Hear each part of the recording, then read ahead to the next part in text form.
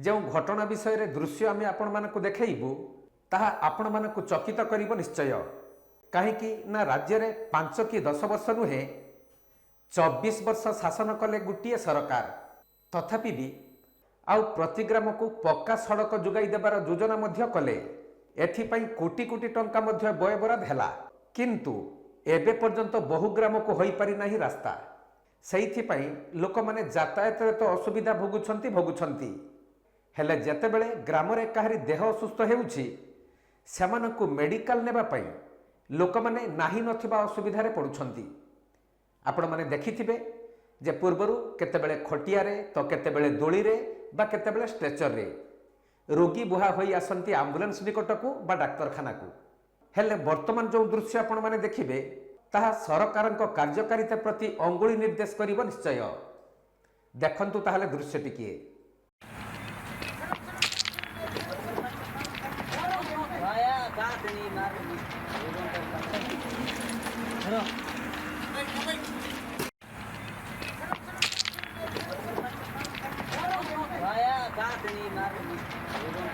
এই দৃশ্যটি ହେଉଛି ବର୍ତ୍ତମାନର ମୁଖ୍ୟମନ୍ତ୍ରୀଙ୍କ ନିଜ ଅଞ୍ଚଳର ଦୃଶ୍ୟ। ସାହିକୁ ରାସ୍ତା ନଥିବାରୁ ଯାଇପାରିଲା ନାହିଁ ଆମ୍ବୁଲେନ୍ସ, ତେଣୁ ଜଣେ ରୋଗୀଙ୍କୁ ଷ୍ଟ୍ରେଚରରେ ବୋହି ଆଣି ମାଲବାହୀ ଟ୍ରେନ୍ ତଳ ଦେଇ ପାର କରୁଛନ୍ତି ଲୋକମାନେ। ଯେଉଁ ଘଟଣା ସମସ୍ତଙ୍କୁ ବ୍ୟଥିତ କରିଛି। ତେବେ ଏହି ଘଟଣା ବାବଦରେ ଯାହା ସୂଚନା ମିଳିଛି ଯେ କେନ୍ଦୁଝର ଜିଲ୍ଲା ଯୋଡ଼ା ବ୍ଲକ ଲହଣ୍ଡା ମୁଣ୍ଡା ସାହିର ଗୋବିନ୍ଦ ମୁଣ୍ଡା ନାମକ ଜଣେ ବ୍ୟକ୍ତି हठात असुस्थ हो पड़े। तेणु तांकु चंपुआ मेडिकल नेबा पई 108 आम्बुलेंस को डका जाइथिला। आम्बुलेंस आसिला सत, किंतु रास्ता नथिबारु मुंडा साही को जाई न पारी लहंडा ठारे अटकी जाइथिला। तेणु रोगी परिवार लोक माने स्ट्रेचर सहायता रे रोगी को बही आनी आम्बुलेंस पाखकु नेबा पई चेष्टा करिथिले।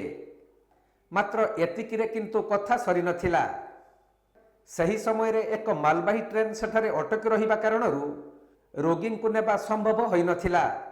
तेणु शेषरे तांको परिवार लोक माने बाध्य होई निज जीवन को बाजी लगाई स्ट्रेचर सहित रोगी को मालबाही ट्रेन तले गली पार कराइथिले। तेणु एही दृश्य देखिबा परे समस्तक मन को प्रश्न आसुथबो निश्चय जे सरकार केवल प्रतिश्रुति देउछंती ना कोनोसी काम कार्यकारी करूछंती। नहले दीर्घ 24 वर्ष नुहे स्वाधीनतार परठारु केते गाँ को वर्तमान रास्ता हो पारि नाही।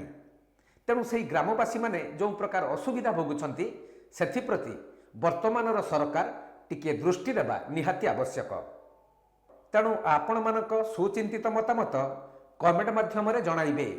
एही घटनार तथ्य दैछंती केन्दुझर जिला रिपोर्टर दीपेश कुमार बेहेरा।